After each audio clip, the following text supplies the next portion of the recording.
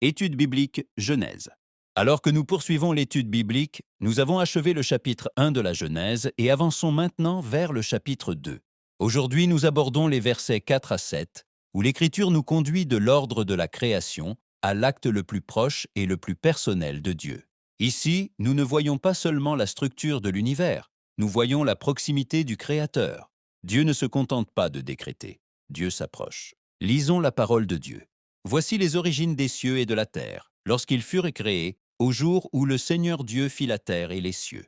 Avant qu'aucune plante des champs n'apparaisse, et avant que la terre ne produise du fruit, tout était soumis au temps et au dessein de Dieu.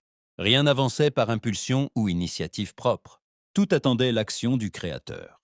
Une vapeur montait de la terre et arrosait toute la surface du sol. Alors le Seigneur Dieu forma l'homme de la poussière de la terre. Ici, quelque chose de différent se produit. Dieu ne parle pas à distance. Dieu forme avec proximité. Le Créateur s'implique personnellement. La poussière reçoit forme sous la main de Dieu. La création atteint son moment le plus intime. Et Dieu insuffla dans ses narines un souffle de vie, et l'homme devint un être vivant. La vie ne provient pas seulement de la poussière. La vie existe parce que Dieu a soufflé dans l'être humain. Le corps reçoit une forme, mais le souffle donne la vie. L'homme vit parce que Dieu lui a donné la vie. Chaque respiration rappelle ce souffle initial. De tout cela, nous apprenons. Dieu établit le temps de son œuvre. Dieu s'approche pour former l'être humain. Dieu donne la vie par son souffle. La vie humaine provient directement de Dieu. Tout être vivant demeure sous son autorité.